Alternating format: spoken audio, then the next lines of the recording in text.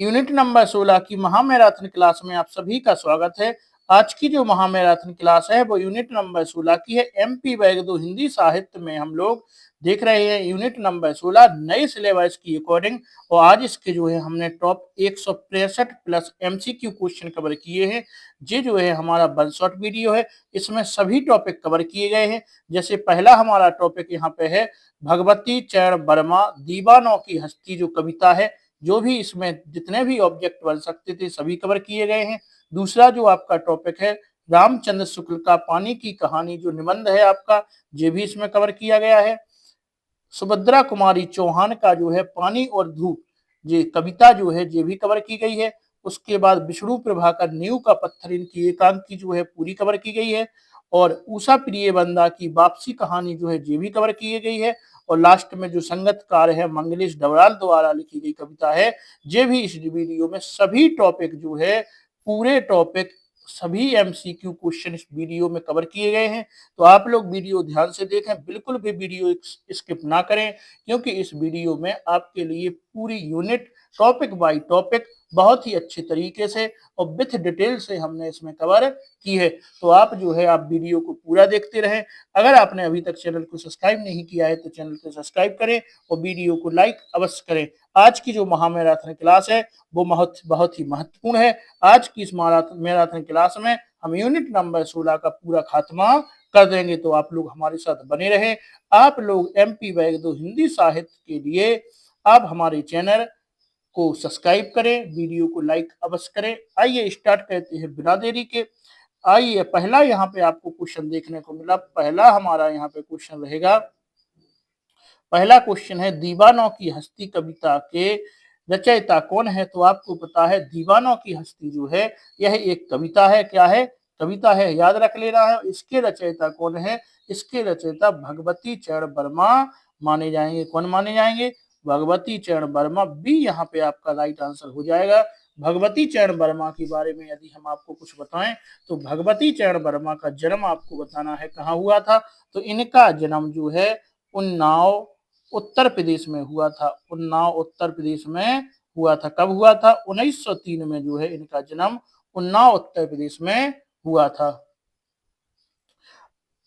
और आगे यदि देखें इनके प्रमुख हम जो है कुछ उपन्यास देखें तो इनका एक प्रमुख उपन्यास है भूले बिसरे चित्त। कौन है? भूले बिसरे चित्त जो है ये 1958 में लिखा गया था।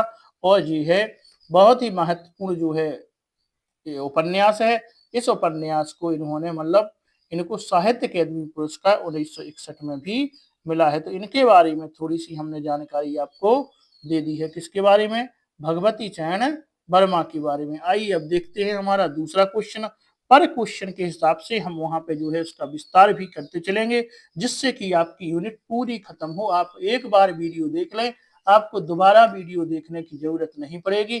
एक ही वीडियो में पूरी यूनिट कड़ कड़ से क्षण क्षण से तरीके से पूरी हम खत्म कर लेंगे। आइए दूसरा हमारा क्वेश्चन यहाँ पे होगा।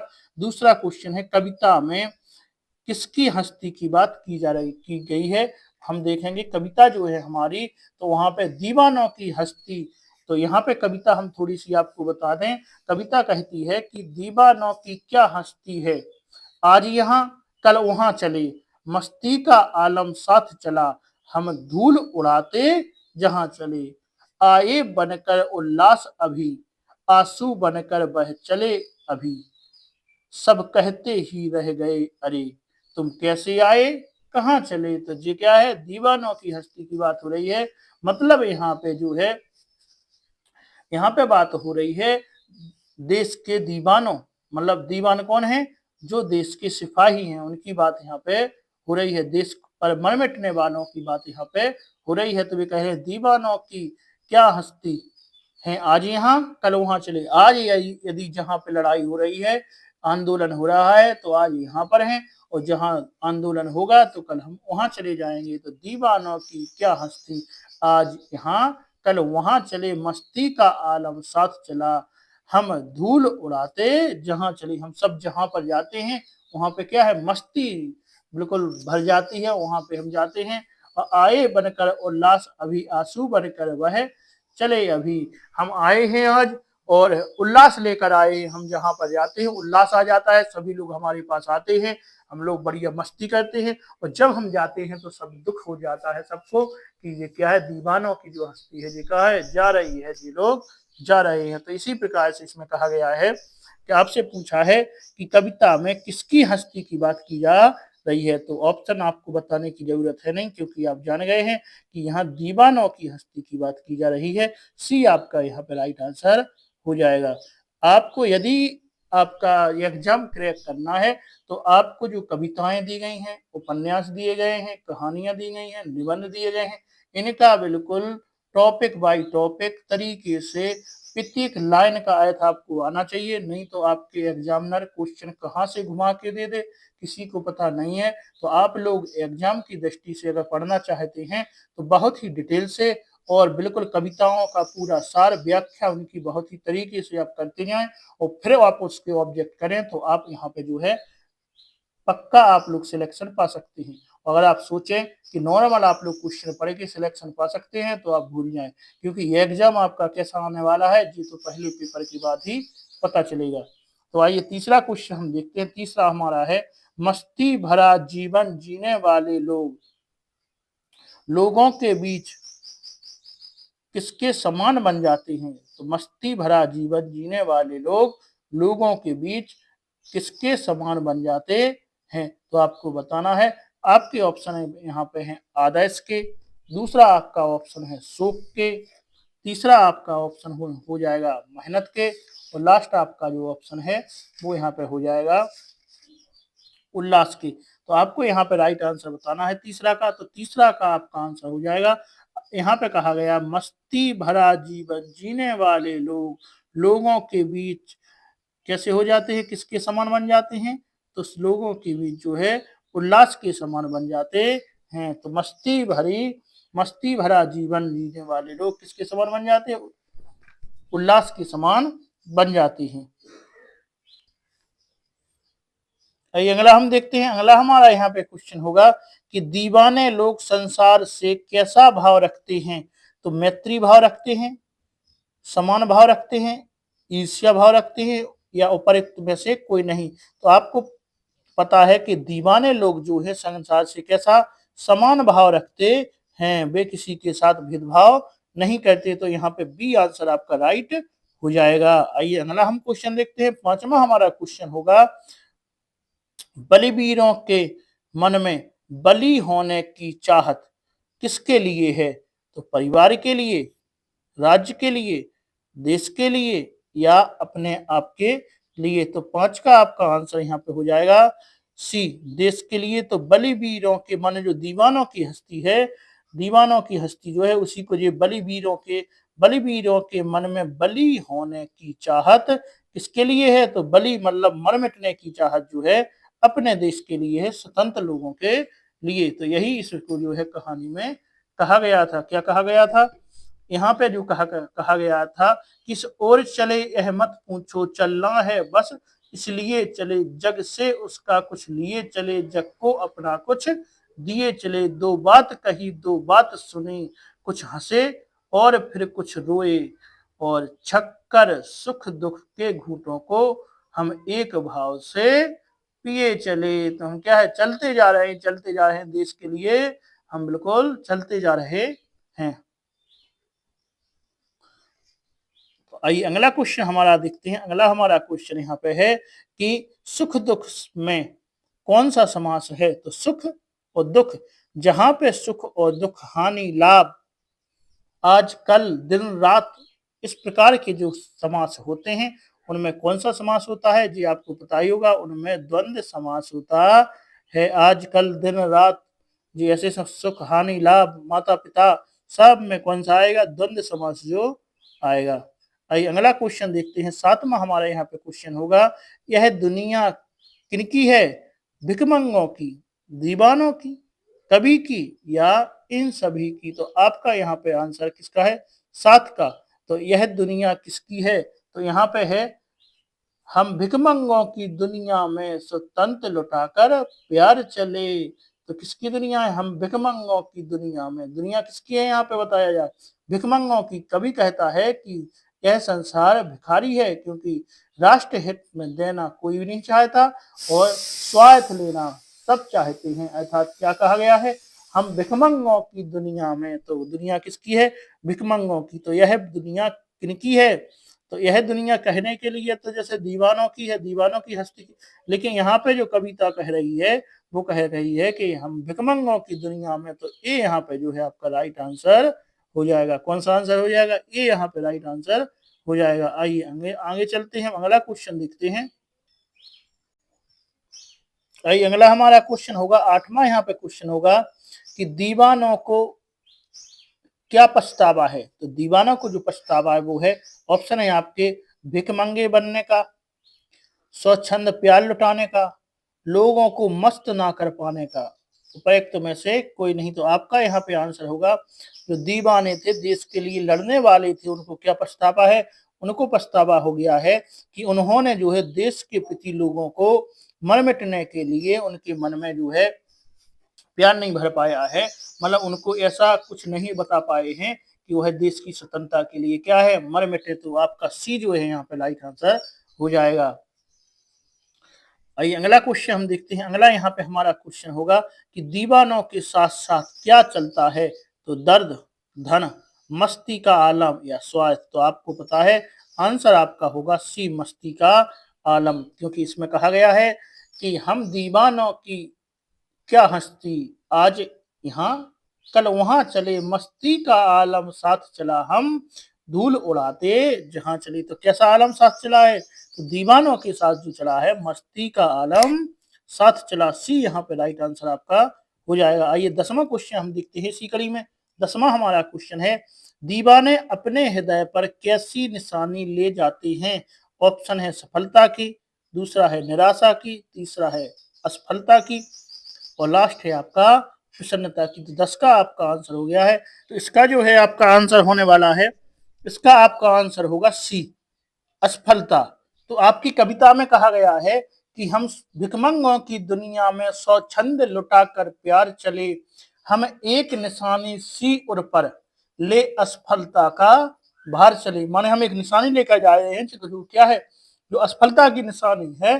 तो बस यहाँ पे आंसर आपका क्या हो जाएगा, असफलता के दीवाने अपने हृदय पर कैसी निशानी ले जाते हैं, तो असफलता की निशानी ले जाते हैं। आइए अगला क्वेश्चन हमारा है। अगला हमारा है, कवि ने रुकने वाले किसे कहा है।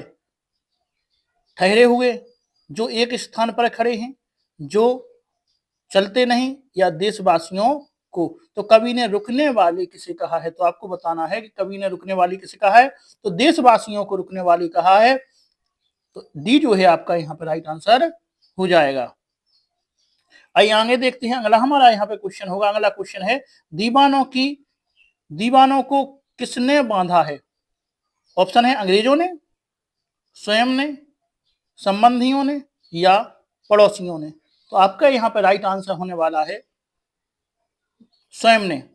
तो दीवानों को किसने बांधा है, तो दीवानों को किसने बांधा है, दीवानों को जो है स्वयं ने बांधा है। तो यहाँ पे आपका राइट आंसर बी, यहाँ पे राइट आंसर आपका हो जाएगा।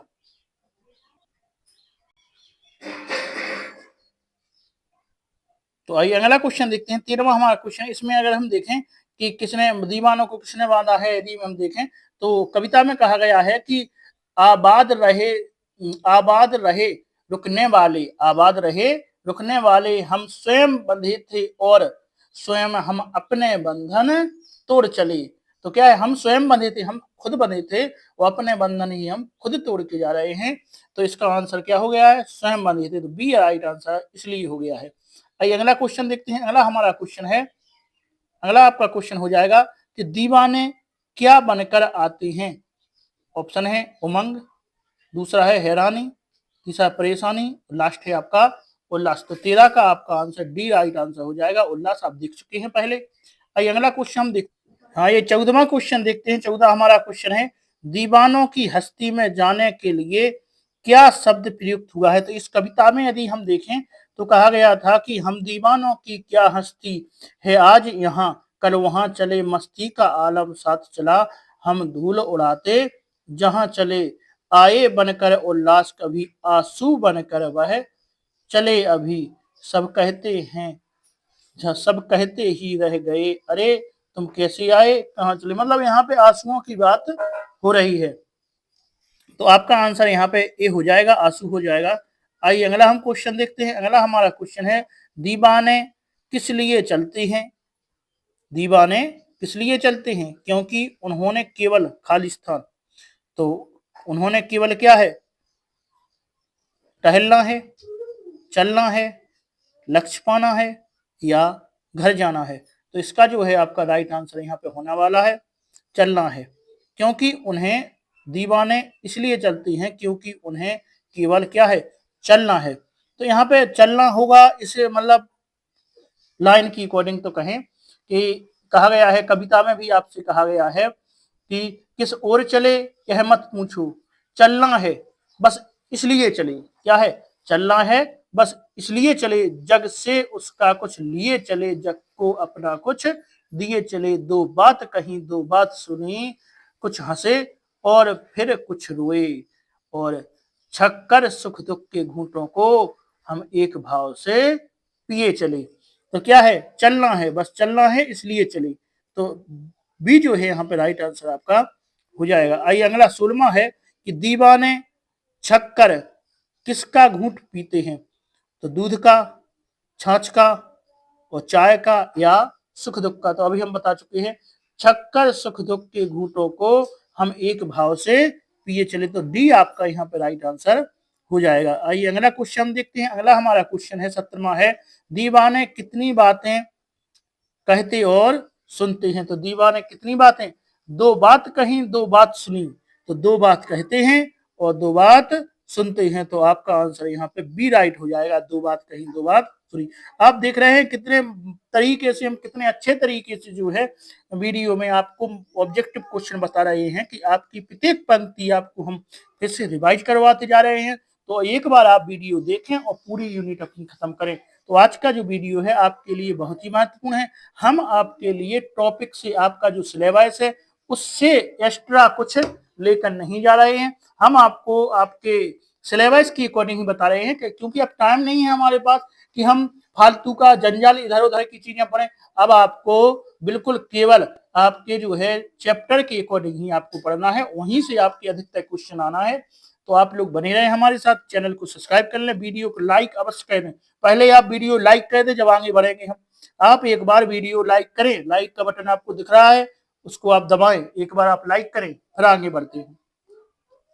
आइए अगला क्वेश्चन हम देखते हैं। अगला क्वेश्चन हमारा है, आइए 18वां हमारा क्वेश्चन, दीवाने किसका भार लेकर चलते हैं, असफलता का, सफलता का, आबाद का, या बर्बाद का। तो यहाँ पे आपसे कहा गया है ले असफलता का भार चले, किसका भार लेके चल रहे हैं, असफलता का। तो ये यहाँ पे जो है राइट आंसर आपका हो जाएगा। आइए अगला हम क्वेश्चन देखते हैं। अगला हमारा क्वेश्चन है, रुकने वालों को दीवानों ने क्या कहने के लिए कहते हैं, क्या रहने के लिए कहते हैं, क्या रहने के लिए कहते हैं। तो रुकने वालों को दीवाने क्या रहने के लिए कहते हैं। तो बगदाद, दिलशाह, आबाद, या बर्बाद। तो कहा गया है यहाँ पर कि आबाद रहे रुकने वाले, कैसे रहे रुकने वाले, आबाद रहे रुकने वाले। तो आपका आंसर यहाँ पे सी जो है राइट आंसर आपका हो जाएगा कि रुकने वालों को दीवाने क्या कहने के लिए कहते हैं। तो आबाद रहे रुकने वाले, सी आपका राइट आंसर यहाँ पे हो जाएगा। आइए अगला हम 20वां क्वेश्चन देखते हैं, दीवाने क्या तोड़ चले हैं। तो परंपरा, संघन, दीवार, या रिवाज। तो दीवाने जो है क्या तोड़ कर चले हैं। तो आपका इसका जो है राइट आंसर बताना है इनमें से। तो आपका यहाँ पे राइट आंसर होगा स्वयं हम अपने बंधन तोड़ चले, स्वयं क्या तोड़ चले, हम बंधन तोड़ चले। तो 20 का आपका आंसर होगा, यहाँ पे बंधन होगा, संघन नहीं, बंधन। क्या होगा, बंधन। तो आपका आंसर यहाँ पे सी बी जो है राइट आंसर आपका हो जाएगा। आइए अगला हम क्वेश्चन देखते हैं। 21वां हमारा क्वेश्चन है, उल्लास शब्द का सही अर्थ बताओ। उल्लास माने क्या होता है, खुशी होता है, हर्ष होता है, उमंग होता है, या ये सभी होता है। तो आपका आंसर जो यहाँ पे होने वाला है ये सभी। उल्लास का मतलब हर्ष भी होता है, खुशी भी होती है, उमंग भी होता है। तो डी आपका आंसर इसमें राइट हो जाएगा। आइए हम 22 देखते हैं, दीवानों की हस्ती कविता का विषय क्या है। तो उल्लास और अलमस्ती, श्रृंगार, सौंदर्य, या प्रकृति। तो आपका यहाँ पे राइट आंसर होने वाला है उत्साह और अलमस्ती। ये यहाँ पे राइट आंसर आपका हो जाएगा। आइए अगला हम देखते हैं। अगला यहाँ पे हमारा क्वेश्चन होगा 23वां क्वेश्चन यहाँ पे है स्वच्छंद शब्द का सही अर्थ बताओ। तो स्वच्छंद शब्द का सही अर्थ क्या है? अपनी इच्छा के अनुसार चलने वाला, रुक जाना, दूसरों की इच्छा के अनुसार चलने वाला या उपयुक्त में से सभी। तो स्वच्छंद का हम आप यहाँ पे अर्थ बताना है तो आपका आंसर होगा अपनी इच्छा के अनुसार चलने वाला क्या है? स्वच्छंद होता है। तो ये यहाँ पे जो है राइट आंसर आपका हो जाएगा। आइए हम 24वां क्वेश्चन देखते हैं। 24वां हमारा यहाँ पे क्वेश्चन होगा। 24वां क्वेश्चन यहाँ पे हो जाएगा कवि ने दुनिया को कैसा बताया है? ऑप्शन है जनवीर, भिकमंगी, वीर और संघर्ष। तो भिकमंगों की दुनिया में तो बी यहाँ पे राइट आंसर आपका हो जाएगा। आइए अगला हम क्वेश्चन देखते हैं। अगला हमारा यहाँ पे क्वेश्चन होगा 25वां क्वेश्चन है दीवानों की हस्ती कविता की भाषा कैसी है? तो ब्रज है, खड़ी बोली है, अवधि है या मैथिली है? तो 25 का आपका जो आंसर है खड़ी बोली, बी यहाँ पे राइट आंसर आपका हो जाएगा। आइए अगला हम क्वेश्चन देखते हैं। अगला हमारा 26वां क्वेश्चन है कि कविता में किस शैली का प्रयोग है? आत्मकथात्मक, प्रश्नात्मक, भावात्मक और ये सभी। तो आपका 26 का आंसर है सभी शैलियां जो है इसमें प्रयुक्त की गई हैं। तो डी आपका जो है राइट आंसर यहाँ पे हो जाएगा। आइए 27वां क्वेश्चन देखते हैं। 27वां हमारा क्वेश्चन होगा छक्कर शब्द का क्या अर्थ है? छक्कर का मतलब संतुष्टि, मुखरित, उल्लासित या उत्कंठित। तो आपका 27 का यहाँ पे आंसर होने वाला है छक्कर। छक्कर शब्द जो है उसका आपको अर्थ बताना है। तो जो कविता है उस कविता में जो है हमें छक्कर शब्द जो दिया गया था उसका हमें जो है अर्थ यहाँ पे बताना है कि छक्कर शब्द क्या है। तो वहां पे कहा गया था छक्कर सुख दुख के घूंटों को हम एक भाव से पिए चले। मतलब छक्कर कवि कहता है कि देश की दीवारें अपने लोगों से कहते हैं कि उसे बातें कहते हैं, उनसे एक साथ हंसते हैं, खिलते हैं। इस प्रकार अपने लोगों के साथ रहकर सुख दुख के साथ निभाते हैं। तो छक्कर का मतलब क्या है? छक्कर का मतलब है मुखरित नहीं होगा, उल्लासित मतलब संतुष्टि होगा। ये यहाँ पे जो है राइट आंसर आपका हो जाएगा।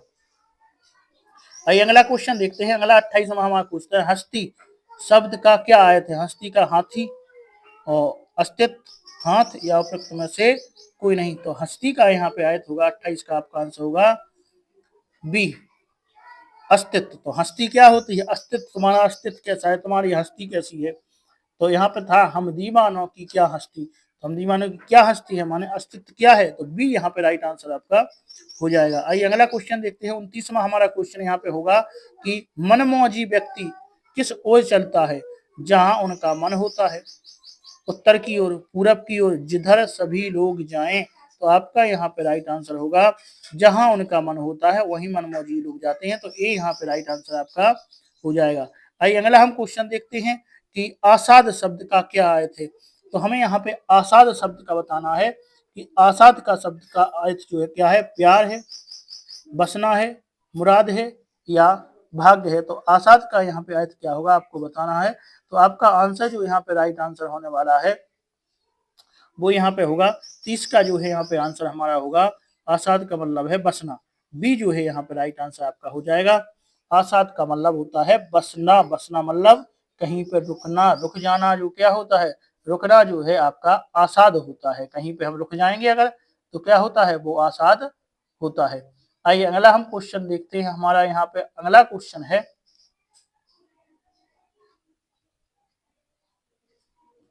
दीवानों का हृदय कैसा होता है?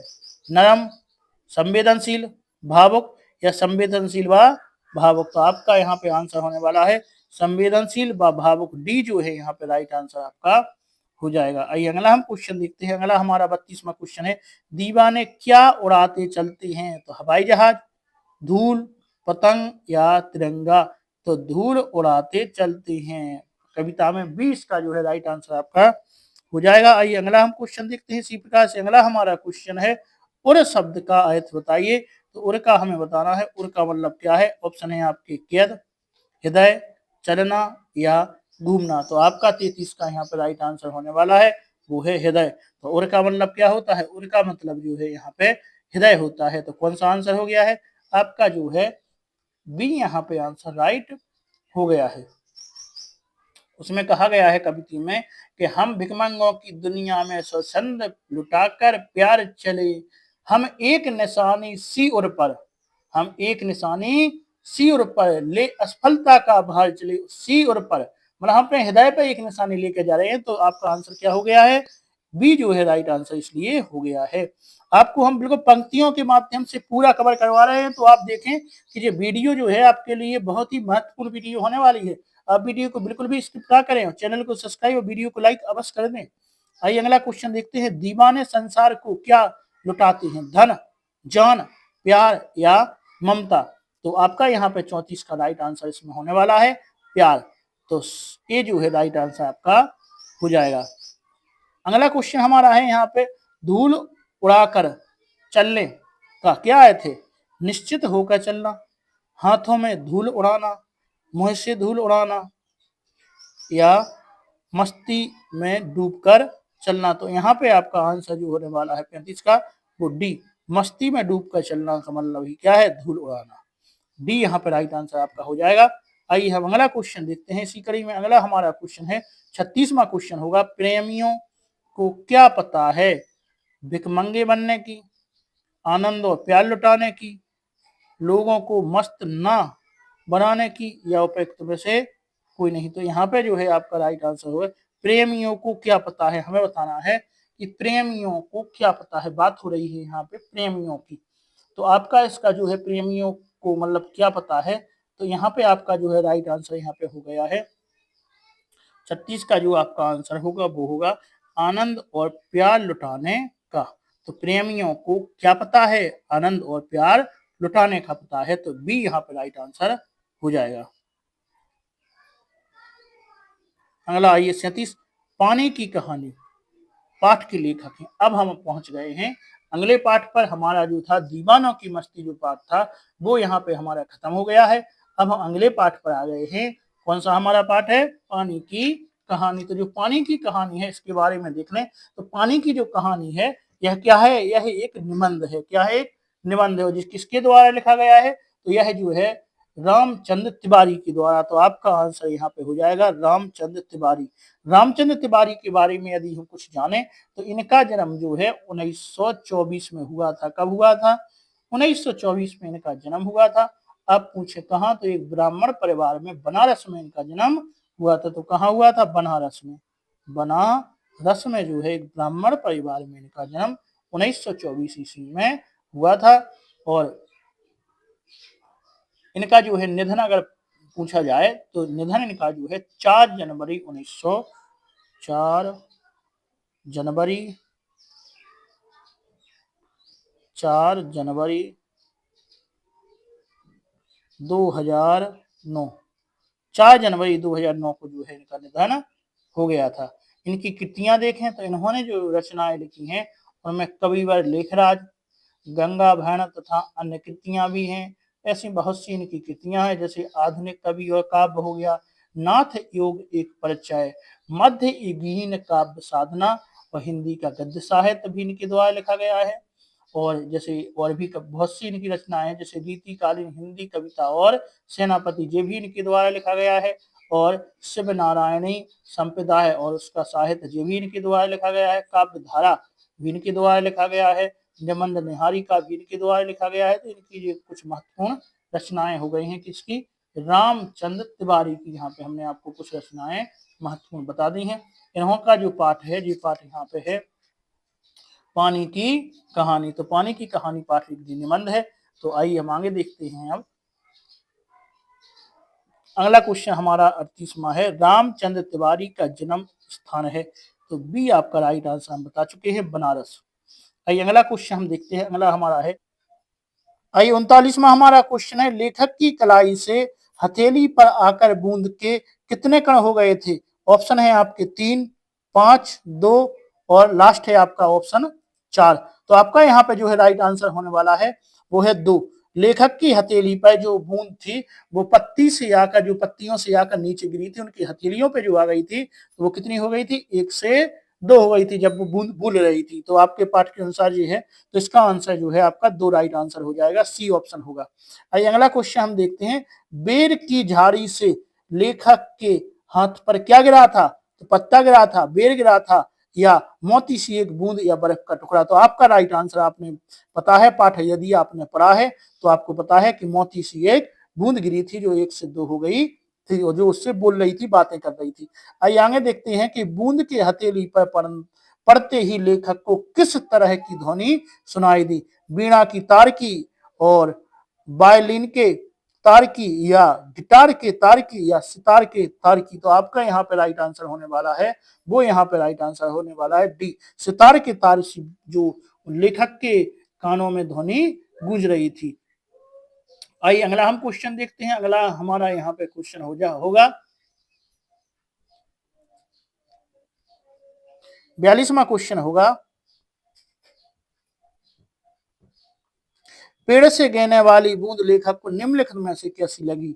सोने सी, मोती सी, चांदी सी या हीरे सी। तो आपका यहाँ पर राइट आंसर होने वाला है बी, हीरे सी जो है लेखक को जो बूंद उनके हाथ पर गिरी थी वो किसके, बेर के पत्ते से गिरी थी और 1 से कितनी हो गई थी, 1 से जो 2 हो गई थी और वो क्या कर रही थी, जो बूंद थी वो 1 से 2 हो गई थी और लेखक को मतलब बुला रही थी, सितार की आवाज जैसी आ रही थी जब वो 1 से 2 हो रही थी।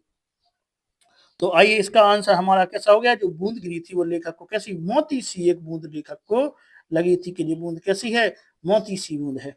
आइए अगला क्वेश्चन हम देखते हैं। अगला हमारा यहाँ पे क्वेश्चन होगा कि असहन शब्द का क्या अर्थ है। ऑप्शन है आपके, जो सहा ना जा सके, जो सहा जा सके, जो कहने योग्य हो, उपयुक्त में से कोई नहीं। तो आपका यहाँ पे राइट आंसर होने वाला है ए, असहन। असहन का मतलब क्या है, जो सहा ना जा सके वो असहन होता है। आइए अगला क्वेश्चन हम देखते हैं। यहाँ पर हमारा अगला क्वेश्चन, अगला 44वां हमारा क्वेश्चन है, निरा नमक कहाँ भरा हुआ है, तालाब में, कुएं में, नल में या समुद्र में। तो आपका यहाँ पे जो राइट आंसर होने वाला है वो है समुद्र में, डी आपका राइट आंसर हो जाएगा। आइए अगला हम क्वेश्चन देखते हैं। 45वां हमारा क्वेश्चन है, उन्मत्त शब्द का क्या अर्थ है। ऑप्शन है आपके, उन्नत, उमंग, मतवाला या इनमें से कोई नहीं। तो आपका यहाँ पे राइट आंसर होने वाला है अनंत। आइए अगला क्वेश्चन हम देखते हैं। 46वां हमारा क्वेश्चन है, बूंद ने अपने पूर्वज किन्हें कहा है। तो आकाश को, ऑक्सीजन को, ऑक्सीजन और हाइड्रोजन को या वायु को। आंसर है आपका सी, ऑक्सीजन और हाइड्रोजन को उन्होंने जो है अपना पूर्वज कहा था। तो बूंद जो थी ऑक्सीजन को मतलब हाइड्रोजन को हाइड्रोजन बोल रही थी और ऑक्सीजन को ओक्सीजन बोल रही थी।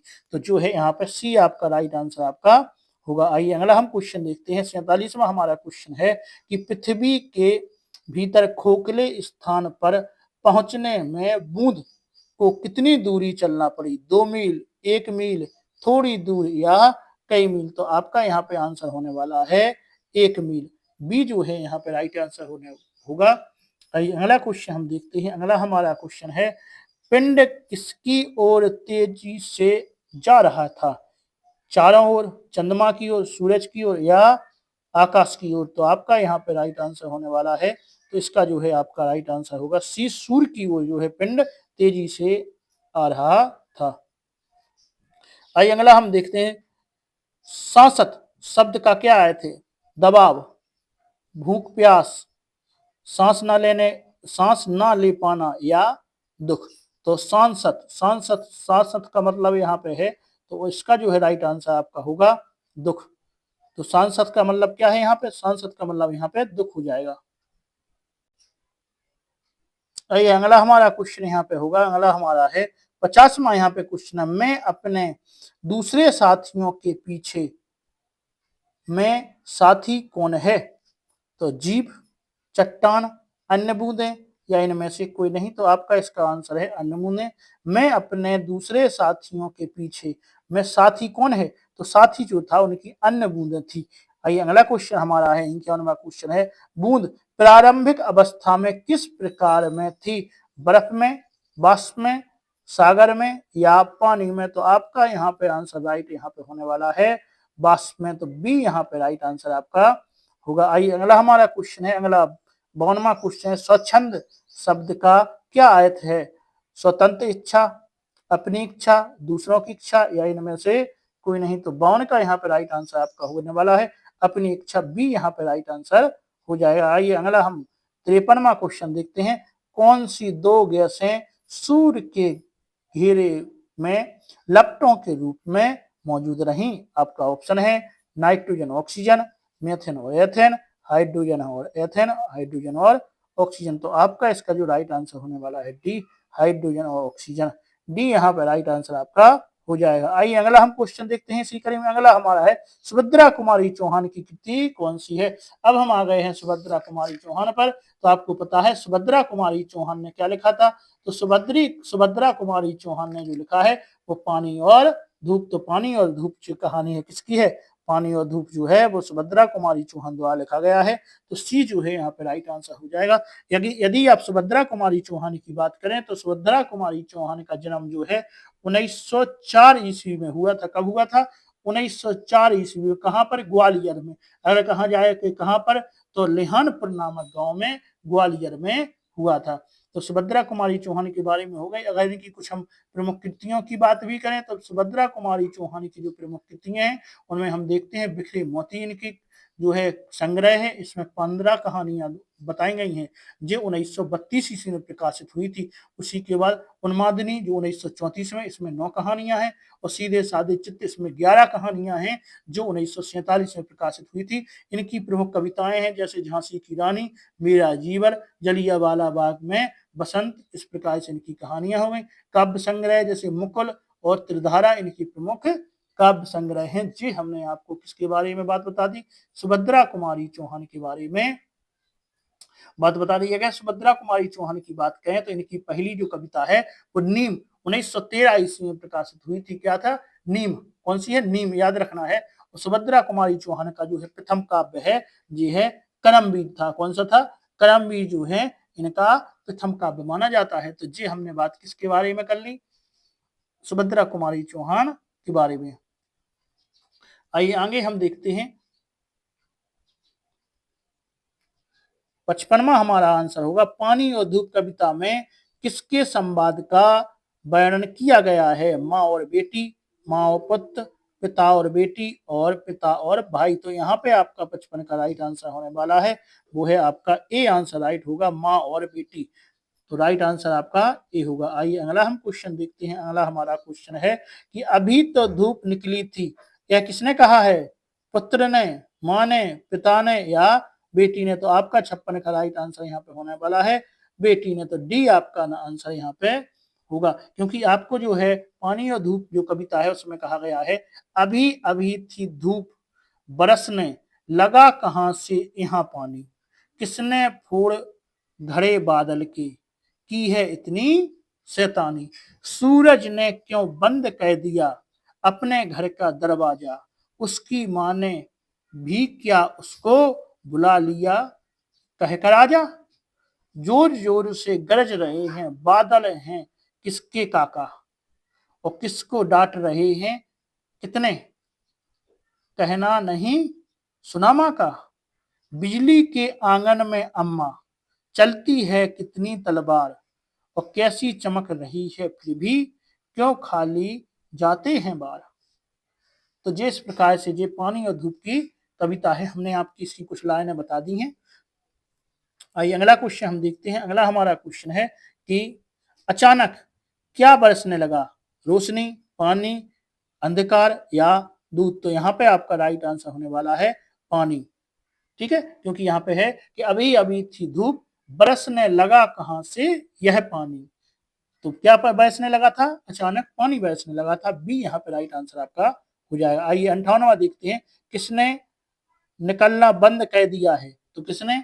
वही उसी में था कि अभी अभी थी धूप बरसने लगा कहां से यह पानी, और किसने फोड़ घड़े बादल की है इतनी शैतानी, सूरज ने क्यों बंद कर दिया अपने घर का दरवाजा, क्या उसकी तो क्या है, क्या हो गया है? तो यहाँ पे सूरज ने बंद कर लिया। तो निकलना किसका बंद कर दिया है? तो सूरज का, तारे का, चंद्रमा का या मोहन का? तो यहाँ पे आपका 58 का जो है राइट आंसर यहाँ पे होने वाला है सूरज का। ए जो है राइट आंसर आपका हो जाएगा। आइए अगला क्वेश्चन देखते हैं। किसने घर का दरवाजा बंद कर लिया है? पड़ोसी ने, सूरज ने या राजा ने या माँ ने? तो किसकी? सूरज की माँ ने जो है दरवाजा बंद कर लिया है। तो पूछा है कि अपने सूरज ने क्यों बंद कर दिया अपने घर का दरवाजा, उसकी माँ ने भी क्या उसको बुला लिया कह कर आजा। तो किसने बंद कर दिया? सूरज ने जो है बंद कर लिया है अपने घर का दरवाजा। तो किसने घर का दरवाजा बंद कर लिया है? आंसर आपका यहाँ पे बी राइट आंसर होगा, सूरज ने। आइए अगला हम क्वेश्चन देखते हैं। अगला हमारा क्वेश्चन है, जोर जोर से कौन गरज रहे हैं? पाठ के अनुसार उत्तर दीजिए। सिंह, कुत्ते, बादल या सिया। तो आपका जो है 60 का राइट आंसर होने वाला है बादल। यहाँ पे आपको कहा गया है कि जोर जोर से गरज रहे हैं बादल हैं किसके काका, और किसको डांट रहे हैं कितने, कहना नहीं सुनामा का, और बिजली के आंगन में अम्मा चलती है कितनी तलवार, और कैसी चमक रही है फिर भी क्यों खाली जाते हैं बार। क्या अब तक तलवार चलाना माँ बे सीख नहीं पाए, इसलिए क्या आवाज सीखने आसमान पर हैं आए। एक बार भी माँ यदि मुझको बिजली के घर जाने दो, और उसके बच्चों को तलवार चलाना सिखला आने दो। तो बहुत ही मनमोहक जी कविता है, ये सुभद्रा कुमारी चौहान द्वारा लिखी गई है। पाठ का नाम है पानी और धूप। आइए अगला हम क्वेश्चन देखते हैं। अगला हमारा क्वेश्चन है 61वां क्वेश्चन है, प्रस्तुत कविता में काका शब्द किसके लिए आया है? बादल के लिए, बेटी के लिए, माँ के लिए या पिता के लिए। तो जोर जोर से गरज रहे हैं बादल हैं किसके काका। तो किसको शब्द काका किसके लिए आया है? तो बादल, बादल के लिए आया है। तो 61 का आपका आंसर ये जो है राइट आंसर आपका हो जाएगा। आइए अगला हम क्वेश्चन देखते हैं। 62वां यहाँ पे हमारा क्वेश्चन है। 62वां क्वेश्चन होगा, यह कौन घड़े भर भर कर पानी उड़े रहे हैं? यह बात किसने कहा?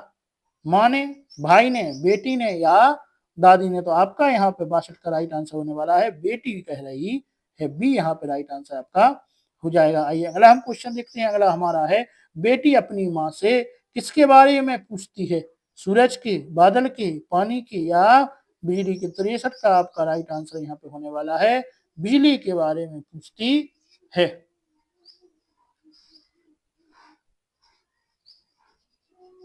अगला क्वेश्चन हमारा है, बिजली आसमान से क्या चला रही है?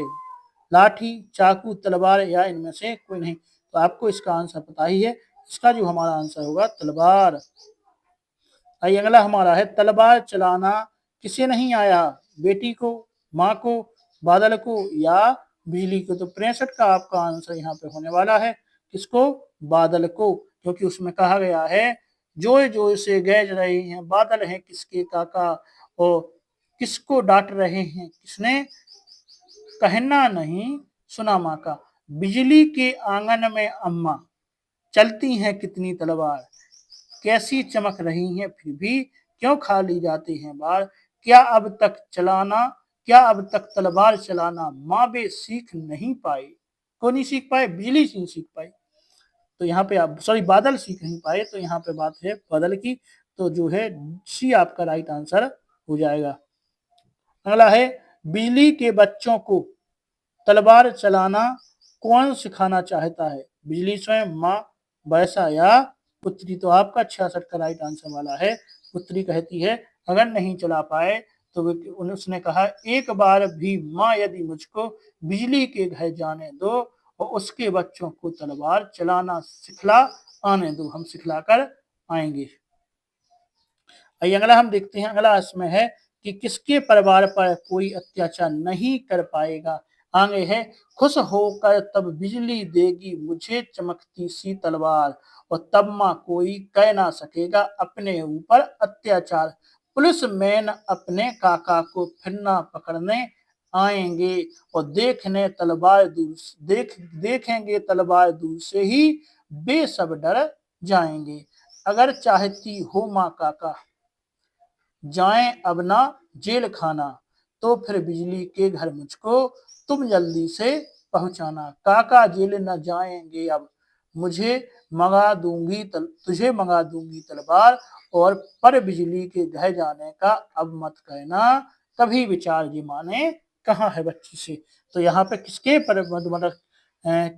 परिवार पर कोई अत्याचार नहीं कर पाएगा? तो चांद में, बच्ची के, आसमान के या सूर्य के। तो आपका इसका जो है राइट आंसर यहाँ पे बच्ची के परिवार पर कोई भी अत्याचार नहीं कर पाएगा, इसकी बात हो रही है। आइए हम अगला क्वेश्चन देखते हैं कि बच्ची के काका को कौन पकड़ने आते हैं? तो राजा, निरीक्षक, सेनापति या पुलिसमैन। तो राइट आंसर आपका डी यहाँ पे हो जाएगा। आइए अगला हम क्वेश्चन देखते हैं। अगला है, किसकी आज्ञा लेकर बेटी आसमान में जाना चाहती है? माँ की आज्ञा, पिता की, बादल की या सूर्य की? तो आपका इसका जो है राइट आंसर यहाँ पे ये माँ की आज्ञा लेकर जाना चाहती, ये जो है यहाँ पे राइट आंसर आपका हो जाएगा। आइए 17वां देखते हैं। 17वां हमारा, बिजली बेटी के कार्य से खुशी होकर बेटी को क्या भेंट देगी? तलवार, मिठाई, चाकू या खिलौना? तो ये जो है राइट आंसर आपका हो जाएगा तलवार। आइए अगला हम क्वेश्चन देखते हैं। अगला हमारा क्वेश्चन है, बिजली किसके साथ तलवार चला रही है? तो बिजली किसके साथ तलवार चला रही है? अंधकार के साथ, भूख के साथ, अत्याचार के साथ या चमक के साथ? तो आपका यहाँ पे राइट आंसर जो होने वाला है वो यहाँ चमक के साथ तलवार चला रही है, डी आपका राइट आंसर हो जाएगा। आइए अगला हम 72वां क्वेश्चन देखते हैं। 72वां हमारा क्वेश्चन है, किसके बार खाली जा रहे हैं? चमक के, बिजली के या बेटी के या सूर्य के? तो आपका यहाँ पे राइट आंसर होने वाला है वो है यहाँ पे बिजली की। तो बिजली जो चला रही है तो क्यों जाते हैं खाली बार? तो यहाँ पे क्यों खाली जाते हैं बार? कैसी चमक रही है फिर भी क्यों खाली जाते हैं बार? तो ये है बी आपका राइट आंसर यहाँ पे हो जाएगा। आइए 73वां हम देखते हैं। बच्ची अपनी माँ से कहाँ जाने की जिद कहती है?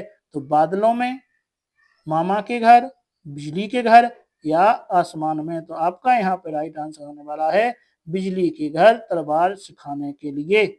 आइए अगला हम क्वेश्चन देखते हैं। 74वां हमारा क्वेश्चन है, बच्ची काका को कहाँ भेजना नहीं चाहती है? तो बिजली के घर, जेल खाना, अपने घर या अस्पताल? आपका आंसर बी, जेल खाना राइट आंसर हो जाएगा। आइए अगला हम क्वेश्चन देखते हैं। अगला है, माँ ने पुत्री को कहाँ जाने का विचार त्यागने के लिए कहा है? बिजली के घर, आसमान में, बादलों में, जेल खाने में? आपका यहाँ पे आंसर बिजली के घर, ये जो है राइट आंसर आपका हो जाएगा। कविता के अनुसार हमने आपको बताया है। अगला हम देखेंगे 76वां हमारा यहाँ पे क्वेश्चन है, पाठ में आए बार शब्द का अर्थ लिखिए। बार माने रविवार या हटाना या चोट कहना या मारना? तो क्यों जाते हैं खाली बार? तो आपका यहाँ पे राइट आंसर होने वाला है चोट कहना, जो बार मतलब होता है किसी पे मारना मतलब चोट कहना। सी जो है यहाँ पे राइट आंसर आपका हो जाएगा। आइए हम 77वां क्वेश्चन देखते हैं। 77वां क्वेश्चन है, बिजली के घर में तलवार चलाना कौन सीख रहा है? नवयुवक, वृद्धा, स्त्री या बच्चे? तो बिजली के बच्चे जो है सीख रहे हैं। डी यहाँ पे 77 का डी आपका राइट आंसर हो जाएगा। आइए अगला हम क्वेश्चन देखते हैं। अगला हमारा क्वेश्चन है, पानी और धूप वाक्य में उपयुक्त समास कौन है? तो पानी और धूप, पानी और धूप तो द्विगु समास, अव्ययीभाव समास, द्वंद्व समास या बहुब्रीहि समास? तो आपका इसका आंसर है द्वंद्व, सी जो है आपका राइट आंसर हो जाएगा। आइए अगला हम क्वेश्चन देखते हैं। हमारा अगला क्वेश्चन है, काका किन्हें डांटते हैं? तो कहना ना मानने वालों को, देर से उठने वालों को, कहना मानने वालों को या बाहर घूमने वालों को? तो आपका आंसर यहाँ पे होने वाला है 79 का आपका आंसर होगा ए, कहना नहीं माना क्या उनने अपनी माँ का? तो ये जो है यहाँ पे राइट आंसर आपका हो जाएगा। अगला है 80वां क्वेश्चन है, पुलिसमैन क्या देखकर दूर भाग जाएंगे? चाकू, तलवार, मिठाई या बंदूक? बी आपका राइट आंसर हो जाएगा तलवार। पाठ के आप देख रहे हैं कितने महत्वपूर्ण क्वेश्चन और किस प्रकार से आपके लिए लेकर आए हैं। तो आप चैनल को सब्सक्राइब कर लें, वीडियो को लाइक अवश्य कर दें। आइए अगला क्वेश्चन देखते हैं हम। 81वां हमारा यहाँ पे क्वेश्चन होगा कि तुम बिजली के घर जाने का विचार त्याग दो, किसने कहा? सूर्य ने, बेटी ने, बादल ने या माँ ने? तो माँ ने कहा था बेटी से, डी यहाँ पे राइट आंसर हो जाएगा। माँ ने क्या कहा था? माँ ने कहा था तुम जल्दी से पहुंचा दो। तो माँ ने कहा काका जेल न जाएंगे, तुझे मंगा दूंगी तलवार पर बिजली के घर जाने का अब मत कहना कभी विचार। तो ये बात किसने कही थी? माँ ने कही थी। आइए हम 82वां क्वेश्चन देखते हैं, बच्ची के परिवार पर कौन क्या नहीं कर पाएगा? तो अत्याचार, दुश्मनी, बुराई या निंदा? तो आपका आंसर यहाँ पे अत्याचार, ये जो है आपका राइट आंसर यहाँ पे हो जाएगा। आइए हम अगला क्वेश्चन देखते हैं, कैसी चमक रही है फिर भी क्यों खाली जाते बार? क्यों खाली जाते बार? यहाँ पे जो है कैसी चमक रही है फिर भी क्यों खाली जाते हैं बार? तो बार, धार, बादल या नदी? यहाँ पे कुछ आपसे पूछा नहीं गया है, क्वेश्चन थोड़ा सा मिस्टेक हो गया है। आइए हम अगला क्वेश्चन देखते हैं। अगला हमारा क्वेश्चन है, गजाधर बाबू से। अब यहाँ पे हमारा जो चैप्टर है, नया चैप्टर आ गया है, कौन सा? गजाधर बाबू। तो गजाधर बाबू आप जानते हैं किसमें है? जी है, उषा प्रिय बंदा द्वारा लिखी गई कहानी है वापसी। कौन सी है? वापसी जो है इन्होंने गजाधर बाबू के बारे में लिखा था। तो किन्होंने लिखा है? उषा प्रिय बंदा ने। तो आइए देखते हैं गजाधर बाबू ने अपनी नौकरी में कितने वर्ष अकेले व्यतीत किए थे? 24 वर्ष, 27 वर्ष, 35 वर्ष या 37 वर्ष। तो आपका यहाँ पे राइट आंसर होने वाला है, राइट आंसर आपका यहाँ पे होगा 35 वर्ष की नौकरी की थी। तो सी यहाँ पे जो है 84 का आपका राइट आंसर हो जाएगा। आइए हम 85वां देखते हैं। गजाधर बाबू किस नौकरी से रिटायर हुए थे? शिक्षक पद से, बैंक से, रेलवे की नौकरी से, उपयुक्त में से सभी। तो आपका इसका जो है राइट आंसर होने वाला है रेलवे की नौकरी से। सी यहाँ पे राइट आंसर आपका हो जाएगा। आइए अगला हम क्वेश्चन देखते हैं। अगला है गजाधर बाबू के नौकर का क्या नाम था? राजू, रितु, गणेश या दिनेश। तो आपका इसका जो है राइट आंसर होने वाला है, तो उसके नौकर का क्या नाम था आपको यहाँ पे बताना है। यदि आपने ये कहानी पढ़ी है तो आपको जो है इसका पता होगा कि गजाधर बाबू के नौकर का क्या नाम था। तो आपका इसका जो है 86 का राइट आंसर आपका होने वाला है गणेश। यहाँ पे सी जो है आपका राइट आंसर होगा। अब 87वां क्वेश्चन हमारा है, गणेश से विदा होते समय उनकी पत्नी ने गजाधर बाबू के लिए क्या दिया था? नारियल, पाव भाजी, अचार या बेसन के लड्डू। आपका यहाँ पे जो राइट आंसर होने वाला है, राइट आंसर यहाँ पे होगा बेसन के लड्डू। डी जो है यहाँ पे राइट आंसर हो जाएगा। आइए अगला क्वेश्चन देखते हैं। अगला हमारा क्वेश्चन है 88वां क्वेश्चन यहाँ पे रहेगा कि गजाधर बाबू के बड़े बेटे का क्या नाम था? ऑप्शन है बीजू, अमर, गजाधर या कांता। तो आपका यहाँ पे राइट आंसर होने वाला है अमर। बी जो है यहाँ पे राइट आंसर हो जाएगा। आइए अगला क्वेश्चन देखते हैं। अगला हमारा क्वेश्चन होगा गजाधर बाबू की बड़ी बेटी का क्या नाम था? कांति, बसंती, माधवी या चित्रा। तो आपका यहाँ पे राइट आंसर होने वाला है वो है ए कांति। उनकी बड़ी बेटी का नाम जो था वो कांति था। आइए अगला हम क्वेश्चन देखते हैं। अगला हमारा 90वां क्वेश्चन है कि नरेश कौन है? तो गजाधर बाबू का छोटा लड़का, गजाधर बाबू का घरेलू नौकर या गजाधर बाबू का बड़ा भाई या गजाधर बाबू का मामा। तो आपका यहाँ पे 90 का राइट आंसर होगा गजाधर बाबू का छोटा लड़का जो है उसका नाम क्या था? नरेंद्र था। आइए अगला क्वेश्चन देखते हैं। अगला हमारा क्वेश्चन है कि गजाधर बाबू की चारित्रिक विशेषताओं में सम्मिलित है। ऑप्शन है आपकी व्यवहार कुशलता, उदारता, सहिष्णुता, ये सभी। तो आपका यहाँ पर राइट आंसर होगा डी, ये सभी। ये सभी जो है गजाधर बाबू की विशेषताएं रहेंगी। आइए अगला हम क्वेश्चन देखते हैं। 92वां क्वेश्चन है वापसी पाठ में गजाधर बाबू बसंती को कहाँ जाने से मना करते हैं? मालती के घर, शीला के घर, कांति के घर या सुशीला के घर। आपका यहाँ पे आंसर होगा शीला के घर। बी जो है यहाँ पे राइट आंसर हो जाएगा। उसकी बेटी जो है, तो गजाधर बाबू बसंती उसकी बेटी है, बेटी को कहाँ जाने से मना करते हैं? शीला के घर जो है जाने से मना करते हैं। आइए अगला क्वेश्चन है हमारा, उषा प्रिय बंदा की वापसी कहानी आधारित है राजनीतिक समस्याओं पर, पारिवारिक समस्याओं पर, आर्थिक समस्याओं पर या सामाजिक समस्याओं पर। तो यहाँ पे आपका राइट आंसर जो होने वाला है वो यहाँ है पारिवारिक समस्याओं पर। बी जो है आपका राइट आंसर यहाँ पे हो जाएगा। आइए अगला हम क्वेश्चन देखते हैं। अगला हमारा क्वेश्चन है, आप अकेले क्यों बैठे हो और बच्चे कहाँ चले गए? गजाधर बाबू से यह किसने कहा था? महेंद्र ने, अमन ने, बसंती ने या गजाधर बाबू की पत्नी ने। तो आपका यहाँ पे राइट आंसर होने वाला है गजाधर बाबू की पत्नी है। डी जो है यहाँ पे राइट आंसर हो गया है। आइए अगला क्वेश्चन देखते हैं। गजाधर बाबू की छोटी लड़की का क्या नाम था? बसंती, माधवी, निर्मला या संध्या। आपका यहाँ पे राइट आंसर जो होने वाला है वो है बसंती। ए जो है यहाँ पे राइट आंसर आपका हो जाएगा। आइए अगला हम देखते हैं। अगला हमारा है, सिर्फ रुपए से ही आदमी अमन नहीं होता, यह कथन किसका है? गजाधर बाबू का, बसंती का या गजाधर बाबू की पत्नी का या गणेशी का। तो आपका यहाँ पे राइट आंसर होने वाला है वो है यह कथन स्वयं गजाधर बाबू का है। आइए अगला हम क्वेश्चन देखते हैं। अगला हमारा क्वेश्चन है, बसंती के द्वारा बना खाना कौन खाने को मना कर देता है?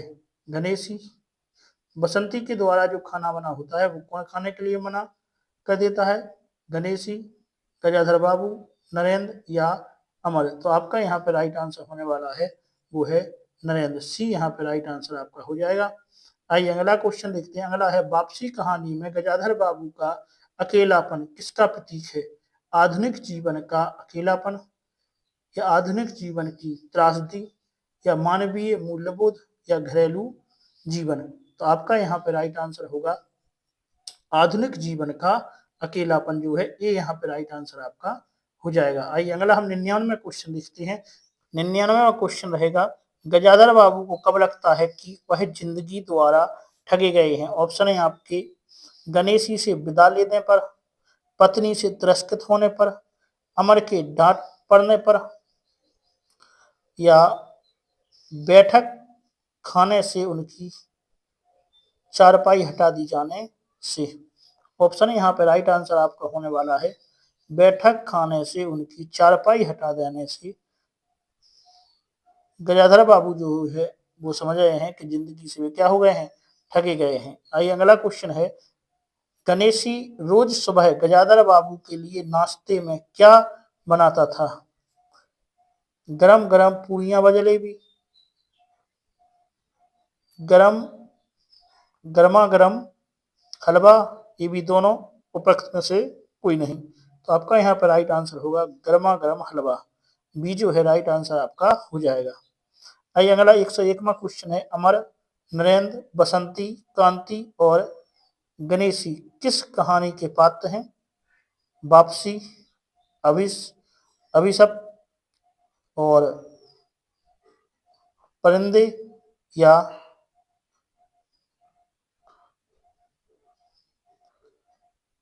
भिषपाल।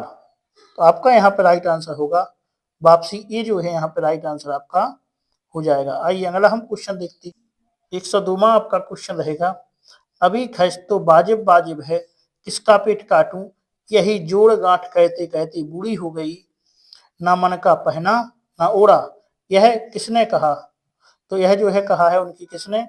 तो गजाधर बाबू की पत्नी ने गजाधर बाबू से, या अमन ने अपनी पत्नी से, या गणेशी की पत्नी ने गणेशी से, या उपरोक्त में से कोई नहीं। तो आपका आंसर आप समझ ही गए होंगे। इसका जो है आंसर यहाँ पे है गजाधर बाबू की पत्नी ने गजाधर बाबू से ये बात कही थी। जब वे वहां से नौकरी से लौट कर आए हैं तो उन्होंने कहा हम रिटायर्ड हो गए हैं तो आप कुछ पैसे बचाओ, तो ये है उसकी पत्नी ने कहा है। आइए 103वां यहाँ पर क्वेश्चन है, गजाधर बाबू ने अनुभव किया कि वह पत्नी व बच्चों के लिए केवल खाली स्थान के निर्मित मात्र हैं। जीविकोपार्जन, धनोपार्जन, चौकीदार या मजदूर। तो आपका यहाँ पे राइट आंसर होने वाला है धनोपार्जन के, तो बी जो है राइट आंसर आपका हो जाएगा। आइए अगला हम क्वेश्चन देखते हैं। 104वां हमारा क्वेश्चन है, घर के वातावरण में गजाधर बाबू की सभी खुशी एक गहरी खाली स्थान में डूब गई, उदासीनता में, स्वप्न में, मझधार में, उपयुक्त में से कोई नहीं। तो यहाँ पे जो राइट आंसर है उदासीनता, ये जो है राइट आंसर आपका हो जाएगा। आइए अगला हम क्वेश्चन देखते हैं। अगला हमारा क्वेश्चन होगा, वापसी कहानी के आधार पर बताइए कि गजाधर बाबू रेलवे से रिटायर्ड होने के बाद दोबारा नौकरी करने कहाँ चले गए? तो सेठ रामजी मल के कपड़ा मिल में, या सेठ रामजी मल के गन्ना मिल में, या सेठ रामजी मल के राइस मिल में, या सेठ रामजी मल के चीनी मिल में। तो आपका यहाँ पे जो राइट आंसर होने वाला है 105 का आपका जो राइट आंसर होगा वो चीनी मिल में भी सेठ रामजी मल की चीनी मिल में गए थे, क्योंकि उनको घर का वातावरण पसंद नहीं आया था, कोई भी उनको मतलब चाहता नहीं था। अगला क्वेश्चन है कि घर से विदा होते समय गजाधर बाबू के लिए कौन रिक्शा बुलाकर लाता है? गणेशी, नरेंद्र, अमर, गजाधर बाबू की पत्नी। तो आपका यहाँ पे राइट आंसर होने वाला है नरेंद्र, बी जो है राइट आंसर आपका हो जाएगा। आइए अगला हम क्वेश्चन देखते हैं। अगला है, वापसी किस विधा की जो है रचना है? निबंध है, व्यंग है, कहानी है, या आत्मकथा है? तो आपका यहाँ पे राइट आंसर होगा कहानी, सी जो है आपका राइट आंसर यहाँ पे हो जाएगा। आइए अगला हम क्वेश्चन देखते हैं। अगला है, गजाधर बाबू नौकरी के कारण प्रायः खाली स्थान रहे, कैसे? जंगलों में, छोटे स्टेशनों में, शहरों में, या नदी के किनारे। तो आपका यहाँ पे 108 का राइट आंसर होने वाला है छोटे स्टेशनों में, बी जो है राइट आंसर आपका हो जाएगा। आइए अगला हम क्वेश्चन देखते हैं। अगला है गजाधर बाबू स्वभाव से खालिस्तान व्यक्ति थे, शांत, शर्मीले, बहुत स्नेही या क्रोधी। तो आपका यहाँ पे राइट आंसर होने वाला है वो है बहुत स्नेही। सी जो है आपका राइट आंसर आपका हो जाएगा। आइए अगला हम 110वां क्वेश्चन देखते हैं। गजाधर बाबू किसकी उपेक्षा के पात्र बने, समाज की, परिवार की, ऑफिस की या पड़ोसी की। तो आपका यहाँ पे राइट आंसर होने वाला है परिवार की। बी जो है राइट आंसर आपका यहाँ पे हो जाएगा। आइए 111वां क्वेश्चन देखते हैं। गजाधर बाबू किस स्टेशन पर कार्य करते थे, रानीपुर, मऊरानीपुर, रानीखेत या राजगीर। तो आपका यहाँ पे राइट आंसर यहाँ पे होने वाला है वो है रानीपुर। ए जो है यहाँ पे राइट आंसर होने वाला है। गजाधर बाबू कहाँ काम करते थे, वो जो है रानीपुर की रेलवे स्टेशन पर काम करते थे। आइए आगे हम देखते हैं। अगला हमारा यहाँ पे क्वेश्चन रहेगा, बाबूजी यह समझे कि मैं साइकिल पर गेहूं रख आटा पिसने जाऊंगा, मतलब पिसाने जाऊंगा तो मुझसे यह नहीं होगा। यह कथन किसका है, नरेंद्र, गणेशी, महेंद्र या बसंती। तो अगला आपका क्वेश्चन यहाँ पे रहेगा नरेंद्र। ये जो है राइट आंसर आपका हो जाएगा। आइए अगला हमारा क्वेश्चन है, संसार की दृष्टि से गजाधर बाबू का जीवन है सफल, असफल, दुखी या कष्टमय। तो आपका यहाँ पे राइट आंसर होने वाला है वो है सफल जीवन है। आइए अगला हम क्वेश्चन देखते हैं। अगला हमारा यहाँ पे क्वेश्चन होगा कि वापसी कहानी का शीर्षक किस आधार पर उपयुक्त मान सकते हैं। 14वां क्वेश्चन रहेगा, वापसी कहानी का शीर्षक किस आधार पर जो है उपयुक्त मान सकते हैं। ऑप्शन है कथ का प्रारंभ, गजाधर बाबू की घर में वापसी, कथनी कथा हो कथा का प्रारंभ, कथा का अंत, गजाधर बाबू की घर में वापसी। ये भी दोनों उपयुक्त में से कोई नहीं। तो आपका यहाँ पे जो राइट आंसर होने वाला है वो है सी। मतलब भी कह रहे हैं कहानी का शीर्षक किस आधार पर उपयुक्त मान सकते हैं वापसी। तो कथा का प्रारंभ, गजाधर बाबू की घर में वापसी या कथा का अंत, गजाधर बाबू की घर में वापसी। तो अंत में तो वो गए थे ना, वापसी हुई नहीं थी। तो ये जो है यहाँ पे राइट आंसर हो जाएगा।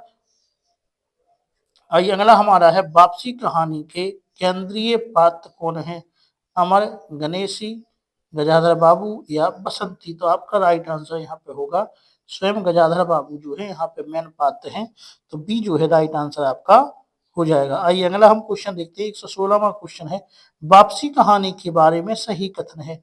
ऑप्शन है आपका ए, इसमें पुरानी व नई पीढ़ी के संघर्ष को चित्रित किया गया है। दूसरा, गजाधर बाबू सरकारी सेवा में रहते हुए जीवन भर एकाकीपन में रहने के समस्त हो गए। अगला सी जो है आपका,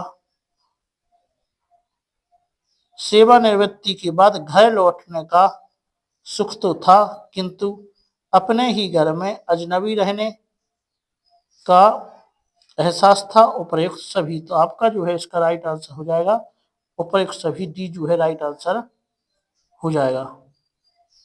आइए अगला है 117 का, गजाधर बाबू के लिए मधुर संगीत क्या था। तो बांसुरी का संगीत, सवेरे की बीन की धुन और पटरी पर रेलगाड़ी की पहियों की खटखट और बारिश की छमछम। तो आपका यहाँ पर राइट आंसर होने वाला है पटरी पर रेल के पहियों की खटखट, क्योंकि नौकरी कहते थे रेलवे की क्लैक की, इसलिए उनको क्या सुनाई देती थी, जो है पहियों की खटपट। सी जो है यहाँ पे राइट आंसर आपका हो जाएगा। आइए अगला क्वेश्चन देखते हैं। परिवार वालों ने गजाधर बाबू के रहने की कहाँ व्यवस्था की, मुख्य कक्ष में, कोठरी, भंडारगृह में, रसोई में या होटल में। तो आपका यहाँ पे राइट आंसर हो जाएगा कोठरी माने भंडारगृह में। बी जो है राइट आंसर आपका हो जाएगा। आइए अगला हम देखेंगे कि बहू के चौक खुला छोड़ने पर बिल्ली द्वारा क्या गिरा दिया गया, दूध, पानी, छाछ या बर्तन। तो आपका यहाँ पे राइट आंसर होगा छाछ। सी जो है यहाँ पे राइट आंसर हो जाएगा। आइए अगला क्वेश्चन देखते हैं। लेखिका उषा प्रियबंदा को 2007 में किस पुरस्कार से सम्मानित किया गया था। साहित्य अकादमी युवा पुरस्कार, पद्म भूषण पुरस्कार और मोटूरी सत्यनारायण पुरस्कार, ऊपर में से कोई नहीं। आपका यहाँ पे राइट आंसर जो हो जाएगा वो है आपका मोटूरी सत्यनारायण पुरस्कार जो है दिया गया था। तो 120 का जो है आपको सी जो है यहाँ पे राइट आंसर हो जाएगा। अगला क्वेश्चन हम देखते हैं। अगला हमारा क्वेश्चन यहाँ पे होगा 121वां क्वेश्चन है, रामजी मिल किस चीज का कारखाना था? ऊन का, चावल का, गुड़ का या चीनी का? तो आपका यहाँ पे राइट आंसर आपको पता है, सी जो है यहाँ पे राइट आंसर होगा कि रामजी मिल था वो चीनी का जो है कारखाना था। किस चीज का कारखाना? चीनी का कारखाना था। आइए अगला हम क्वेश्चन देखते हैं। अगला यहाँ पे क्वेश्चन होगा, गजाधर बाबू के कितने बच्चे विवाहित थे? 2, 1, 3 और 4। तो आपका यहाँ पे आंसर होने वाला है, आपका यहाँ पे जो आंसर होगा वो होगा 1, क्योंकि उसका जो बड़ा बेटा है वही लगता है जैसे विवाहित है, लेकिन छोटे बेटे का कोई भी यहाँ पे जिक्र नहीं है, क्योंकि इस कहानी में जो है उनका बड़ा बेटा अमर है, छोटा बेटा जो है नरेंद्र है, बड़ी बेटी कांति है और छोटी बेटी जो है बसंती है। और बड़े गजाधर बाबू की पत्नी है और नौकर है गणेश, अमर की पत्नी है। तो अमर जो है बड़ा बेटा, उसकी ही पत्नी की बात। तो यहाँ पे पूछा कितने बच्चे विवाहित थे? तो कितने? 1 जो है यहाँ पे राइट आंसर आपका हो जाएगा। अगला है, लेखिका उषा प्रियवंदा ने किस कहानी के माध्यम से आधुनिक युगीन पारिवारिक परिस्थिति की युवा पीढ़ी की मानसिक और पुरानी पीढ़ी की मान्यताओं के बीच पड़ी दरार को बड़ी सूक्ष्मता से दिखाई है? ऑप्शन है आपके अभिशप और भिसपाल और परिंदे और वापसी। तो आपका आंसर डी यहाँ पे वापसी होगा। आइए अगला क्वेश्चन देखते हैं। अगला हमारा 124वां क्वेश्चन है, गजाधर बाबू की पत्नी और बच्चे शहर में क्यों रहते थे? गजाधर बाबू के साथ रहने की इच्छा नहीं थी, बच्चों की शिक्षा के लिए, चिकित्सा के लिए, उपज में से कोई नहीं। तो आपका इसका जो है राइट आंसर यहाँ पे होने वाला है वो है बच्चों की शिक्षा के लिए, बी जो है राइट आंसर हो जाएगा। आइए अगला हम क्वेश्चन देखते हैं। अगला हमारा है, गजाधर बाबू ने बहू को क्या जिम्मेदारी दी? सुबह का भोजन बनाने की, शाम का भोजन बनाने की, रात का भोजन बनाने की, इनमें से कोई नहीं। तो जो है यहाँ पे राइट आंसर सुबह का भोजन बनाने की, ये जो है यहाँ पे राइट आंसर आपका हो जाएगा। आइए अगला क्वेश्चन देखते हैं। 126वां क्वेश्चन है, उषा प्रियवंदा किस युग की कहानीकार है? प्रेमचंद युग की, द्विवेदी युग की, छायावादी की या प्रगतिवादी युग की? तो आपका यहाँ पे राइट आंसर होने वाला है यहाँ प्रगतिवादी युग की जो है उषा प्रियवंदा जो कहानीकार हैं, डी आपका राइट आंसर यहाँ पे हो जाएगा। आइए 127वां क्वेश्चन देखते हैं। उषा प्रियवंदा की कहानी की प्रकृति कैसी है? संवेदनात्मक, रचनात्मक, विवेकात्मक और वर्णनात्मक? आपका यहाँ पे राइट आंसर होने वाला है संवेदनात्मक। ये जो है यहाँ पे राइट आंसर आपका हो जाएगा।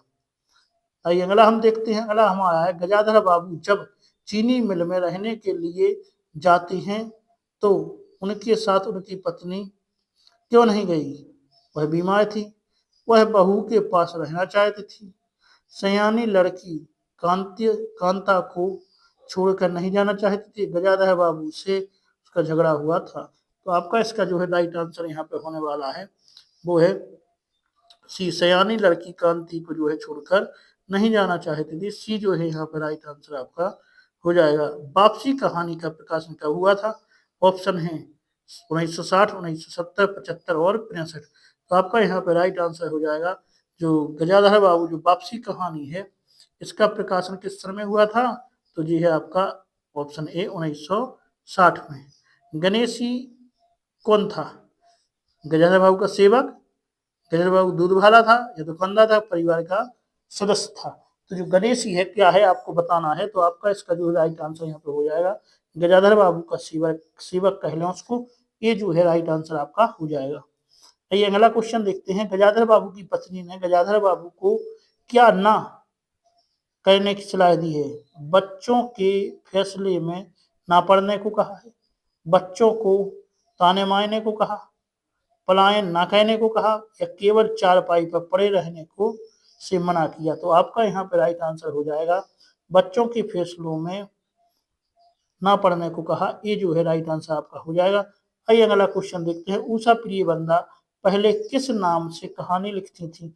उषा यादव, उषा कौशिक, उषा देवगुण या उषा सक्सेना? तो आपका यहाँ पे राइट आंसर होने वाला है सी, उषा सक्सेना के नाम से लिखती थी। 132 का आंसर आपका सी यहाँ पे हो जाएगा। आइए अगला क्वेश्चन देखते हैं। उषा प्रियवंदा की कहानी प्रथम कहानी रचना कौन सी है? तो है लाल चुनर, कोई दूसरा, फिर बसंत आया या कितना बड़ा झूठ? यहाँ पे आपका राइट आंसर जो है होने वाला है वो है लाल चुनर, ए जो है राइट आंसर आपका हो जाएगा। आइए अगला क्वेश्चन देखते हैं। अगला हमारा है संगतकार कहानी के रचयिता है, तो कौन है संगतकार, किसके द्वारा लिखा गया है? तो संगतकार जो है मंगलेश डबराल द्वारा लिखा गया है। ऑप्शन आपका डी राइट होगा।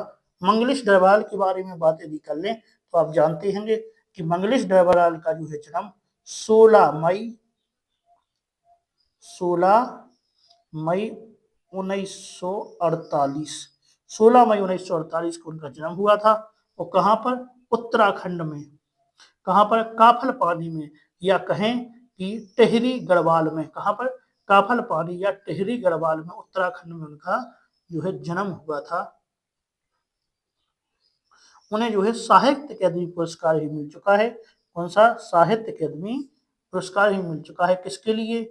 हम जो देखते हैं के लिए सन 2000 में। कौन सा? हम जो देखते हैं के लिए इसमें सन 2000 में क्या साहित्य अकादमी पुरस्कार भी इनको मिल चुका है। इनकी कुछ रचनाओं की बात अगर हम कर लें तो हम देखेंगे काव्य रचनाएं हैं जैसे पहाड़ पर लालटेन, बहुत बढ़िया है। घर का रास्ता, हम जो देखते हैं, इसके लिए इन्हें 2000 में साहित्य अकादमी पुरस्कार मिला था। और आगे देखेंगे तो है आवाज भी एक जगह है, नए युग में शत्रु, इनका एक यात्रा वृतांत है, या सॉरी यात्रा संस्मरण है वो है इनका एक बार आयोबा। और गद्य रचनाएं जैसे लेखक की रोटी, कवि का अकेलापन, ऐसी इनकी जो है रचनाएं हैं।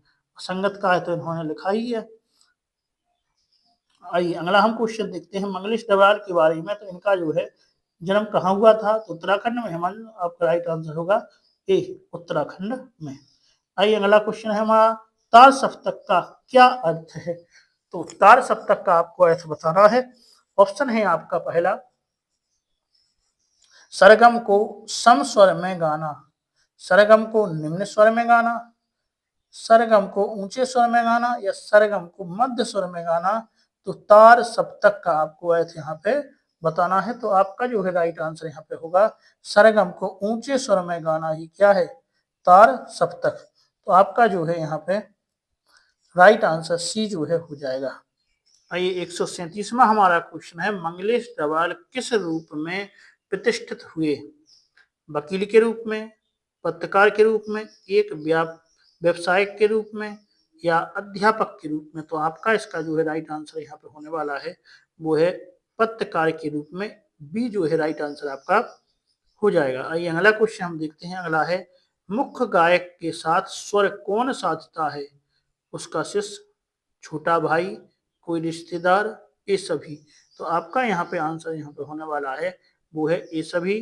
जो मुख्य गायक होता है उसके साथ जो स्वर साधने वाला उसका शिष्य हो सकता है, छोटा भाई, या कोई रिश्तेदार हो सकता है। तो आंसर आपका डी यहाँ पे राइट आंसर होगा। आइए अगला क्वेश्चन देखते हैं। संगीतकार ने मुख्य गायक के किस रूप को याद दिलाई? तो अनपढ़ रूप को, परिपक्व रूप को, बचपन में जब वह नौसिखिया था, या उपयुक्त में से कोई नहीं? तो आपका यहाँ पे राइट आंसर होने वाला है बचपन में जब वह नौसिखिया था। तो इसकी जो है याद दिलाई है, सी यहाँ पे राइट आंसर आपका हो जाएगा। 140वां क्वेश्चन है, पाठ में आए गूंज शब्द का अर्थ बताइए। तो गूंज का मतलब गंभीर स्वर है, या भारी स्वर है, या स्वर का विस्तार है, या स्थिर स्वर है? तो आपका इसका जो है राइट आंसर हो जाएगा स्वर का विस्तार जो है गूंज है। तो सी राइट आंसर आपका हो जाएगा। आइए अगला क्वेश्चन देखते हैं। अगला हमारा है, संगीतकार संगीत के अतिरिक्त किन किन क्षेत्रों में दिखाई देते हैं? राजनीतिक में, सामाजिक क्षेत्र में, और अभिनय में, या इस सभी में? तो आपका यहाँ पे आंसर होगा ये सभी, डी जो है राइट आंसर आपका हो जाएगा। आइए अगला हम देखते हैं, मुख्य गायक का स्वर कैसा होता है? दृढ़, गंभीर, ये भी दोनों, या धैर्यशाली? तो आपका यहाँ पे राइट आंसर होने वाला है ए बी दोनों। सी जो है राइट आंसर होगा, दृढ़ भी होता है और गंभीर भी होता है, ए और बी दोनों होंगे। आइए 143 का क्वेश्चन है, प्रेरणा साथ छोड़ती हुई उत्साह अस्त होता हुआ पंक्ति में निहित अलंकार क्या है? तो उत्प्रेक्षा है या रूपक है, मानवीकरण है या श्लेष है? तो आपका यहाँ पे कौन सा अलंकार है आपको बताना है। इसका जो राइट आंसर आपका होगा वो है मानवीकरण अलंकार। यहाँ पे निर्जीव चीजों से मानव की जो है से आकलन किया जा रहा है, तो वो क्या है, मानवीकरण अलंकार होगा। आइए अगला हम क्वेश्चन देखते हैं। अगला हमारा क्वेश्चन है, मुख्य गायक को क्या समझने के लिए संगतकार उसका साथ देता है? तो गाए जा चुके राग को पुनः भी गाया जा सकता है, वह उसको ढंस बढ़ाता है, या वह बताना चाहता है कि वह अकेला नहीं है, उपयुक्त में से सभी। तो आपको इसका जो है राइट आंसर बताना है। तो इसका राइट आंसर होगा उपयुक्त सभी। जो है संगतकार जो है वो क्या उसको बताता है कि गाना पुनः गा सकता है, या वह उसको जो है डांस बंधाता है कि हाँ तुम डटे रहो, हम तुम्हारे साथ हैं, या वह क्या है बताता है कि तुम अकेले नहीं हो। तो यह तीनों आपके आंसर हो जाएंगे। आइए अगला 145वां यहाँ पे क्वेश्चन होगा, आवाज से राख जैसा कुछ गिरता हुआ पंक्ति में निहित अलंकार क्या है? अनुप्रेयास, उत्प्रेक्षा, रूपक या श्लेष? तो आपका राइट आंसर यहाँ पे होगा रूपक अलंकार होगा, सी यहाँ पे राइट आंसर आपका हो जाएगा। आइए अगला हम क्वेश्चन देखते हैं, सरगम को लांघने से कवि का क्या आशय है? संगीत को छोड़कर किसी अन्य ओर ध्यान देना, मूल स्वर को भूलकर अंतरे की जटिल तानों में खो जाना, संगीत की गहराइयों में उतर जाना, या उपयुक्त कथन? सभी कथन सत्य हैं। तो आपका यहाँ पे राइट आंसर होने वाला है कि मूल स्वर को छोड़कर अंतरे की जटिल तानों में खो जाना ही क्या है, यहाँ पे सरगम को लांघ जाना है कवि का आशय। बी यहाँ पे राइट आंसर आपका हो जाएगा। आइए अगला हम देखते हैं, मुख्य गायक को डांस कौन बढ़ाता है? तो संगतकार, बी जो है यहाँ पे राइट आंसर आपका हो जाएगा। आइए अगला क्वेश्चन देखते हैं। अगला हमारा है, संगतकार के स्वर में हिचक क्यों सुनाई देती है? वह ऊंचे स्वर में गा नहीं सकता, वह मुख्य गायक का मान रखने के लिए ऐसा कहता है। अगला है, उसका काम केवल साथ देना होता है, उपयुक्त सभी सत्य हैं। तो आपका यहाँ पे राइट आंसर हो जाएगा, वह ऊंचे स्वर में गा नहीं सकता, क्योंकि ऊंचे स्वर में जो है मेन गायक गाता है। अगर संगतकार गा दे तो मेन गायक का क्या महत्व है फिर। आइए अगला क्वेश्चन देखते हैं, संगतकार द्वारा जानबूझकर स्वर को ऊंचा ना उठाए जाने को क्या समझना चाहिए? संगतकार की इंसानियत, संगतकार की अशिक्षा, संगतकार की नादानी, या संगतकार का भोलापन? तो ये यहाँ पे राइट आंसर हो जाएगा संगतकार की इंसानियत। आइए अगला हम क्वेश्चन देखते हैं। अगला हमारा क्वेश्चन रहेगा, अगला क्वेश्चन यहाँ पे है कि मंगलेश डबराल का जन्म कब और कहाँ हुआ था? ऑप्शन है आपके 1948 में पोड़ी गढ़वाल के रतलाम गांव में, अगला 1948 में टेहरी गढ़वाल के काफलपानी गांव में। तो ये है बी जो है आपका राइट आंसर यहाँ पे हो जाएगा, हम आपको शुरू में बता चुके हैं। आइए अगला क्वेश्चन देखते हैं, निम्न में से कौन सी रचना मंगलेश डबराल की नहीं है? ऑप्शन है आपके नाश और निर्माण, घर का रास्ता, हम जो देखते हैं, और पहाड़ पर लालटेन। तो आपका यहाँ पे राइट आंसर होने वाला है ए, नाश और निर्माण इनकी रचना नहीं है, बाकी तीनों जो है इनकी ही रचनाएं हैं। तो ये जो है राइट आंसर आपका हो जाएगा। आइए अगला हम देखते हैं। अगला हमारा है, मुख्य गायक के गायन की क्या विशेषता होती है? तो वह अपने गायन से सबको मधुर कर देता है, उसका स्वर आत्मविश्वास से भरा हुआ होता है, उसका गायन सभी को प्रिय लगता है, या उसका गायन कोयल के समान मधुर होता है? तो इसका जो है राइट आंसर आपका होता है, उसका स्वर आत्मविश्वास से भरा हुआ होता है। ए बी जो है यहाँ पे राइट आंसर आपका हो जाएगा। आइए अगला हम क्वेश्चन देखते हैं, नौसिखिया शब्द का अर्थ क्या है? नाटक कहने वाला, जो सीखना नहीं चाहता, जिसने अभी सीखना प्रारंभ किया हो, उपयुक्त में से कोई नहीं। तो आपका यहाँ पे आंसर जिसने अभी सीखना प्रारंभ किया है वही नौसिखिया होता है, जो अभी अभी हाल सीखा है। आइए अगला क्वेश्चन देखते हैं। अगला है हमारा अंतक का मतलब क्या है? अलग अलग, दूरी बताना, गीत का चरण, किसी का नाम। तो यहाँ पे आपका होगा गीत का चरण को हम क्या कहते हैं? अंतक। सी राइट आंसर आपका हो जाएगा। आइए हम अगला देखते हैं, 155वां देखते हैं। संगतकार क्या कार्य कहता है? मुख्य गायक की सेवा कहना, मुख्य गायक की अनुपस्थिति में गायन का समा बांध देना, अगला है मुख्य गायक के साथ स्वर मिलाकर उसके स्वर को बल प्रदान करना, या ढोलक, हारमोनिया आदि वाद्य यंत्रों को उठाकर चलाना। तो आपका इसका जो है राइट आंसर यहाँ पे हो जाएगा मुख्य गायक के साथ स्वर मिलाकर उसके स्वर को बल प्रदान करना। सी जो है राइट आंसर आपका हो जाएगा, जी संगीतकार का काम है। ये अगला देखते हैं कि जटिल तानों के जंगल में पंक्ति में निहित अलंकार क्या है? उत्प्रेक्षा, यमक, श्लेष या रूपक। तो आपको इसका राइट आंसर बताना है। आपका आंसर होगा रूपक। डी जो है राइट आंसर आपका हो जाएगा। आइए अगला हम क्वेश्चन देखते हैं। अगला यहाँ पे हमारा क्वेश्चन है, मुख्य गायक कहाँ खो जाता है? जंगल में, संगीत सभा में, या अनहट में, या अपने बचपन में। तो आंसर जो है अनहट में, सॉरी अनहद में। किसमें? अनहद में। अगला हमारा 158वां क्वेश्चन यहाँ पे रहेगा, जैसे समेटता हो मुख्य गायक का पीछे छूटा हुआ सामान, इस पंक्ति में निहित अलंकार क्या है? विरोधाभास, उत्प्रेक्षा, उपमा या रूपक। तो आपको यहाँ पे बताना है। तो आंसर आपका उत्प्रेक्षा अलंकार होगा। बी राइट आंसर होगा। आइए अगला क्वेश्चन देखते हैं। अगला हमारा है, कमजोर कांपती में निहित अलंकार है अनुप्रास, रूपक, उत्प्रेक्षा या श्लेष। आपका यहाँ पे राइट आंसर होगा अनुप्रयास। ये जो है राइट आंसर आपका हो जाएगा। आइए अगला हम देखते हैं, मंगलेश डबराल की शिक्षा दीक्षा कहाँ हुई? अमृतसर में, हरियाणा में, देहरादून में, या राजस्थान में। आपका आंसर होगा देहरादून में। सी जो है यहाँ पे राइट आंसर हो जाएगा। आइए 161वां क्वेश्चन देखते हैं, संगतकार शीर्षक कविता के कवि का क्या नाम है? तो आपका आंसर यहाँ पे होगा मंगलेश डबराल। बी जो है राइट आंसर आपका हो जाएगा। आइए 162वां क्वेश्चन देखते हैं, स्थायी किसे कहते हैं? तो स्थान को, स्थिर को, गीत की मुख्य टेक को, या गीत के शेष भाग को। तो आपका इसका आंसर जो है वो है गीत की मुख्य टेक को क्या कहते हैं? स्थायी। आइए अगला हमारा क्वेश्चन है, 163वां क्वेश्चन आप देख रहे हैं। 163वां क्वेश्चन है, अनहद का कविता के संदर्भ में अर्थ क्या है? सीमाहीन, असीम, अनंत, या असीम मस्ती। तो आपका यहाँ पे राइट आंसर होने वाला है असीम मस्ती। डी जो है यहाँ पे राइट आंसर आपका हो जाएगा। आइए अगला हम क्वेश्चन देखते हैं, मनुष्यता शब्द का अर्थ है।